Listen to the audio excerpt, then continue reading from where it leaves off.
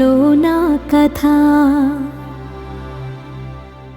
అంతేనేమో అంతేనేమో అంతులేని వేదనేమో ఆడపిల్లను కదా.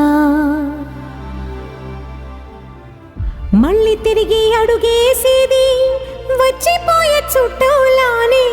నేను పుట్టి పెరిగిన ఊరికి ఇంకా పైన పొరుగురిదాన్ని. కట్టదాటి గంగ నేడు కంట పొంగెనే.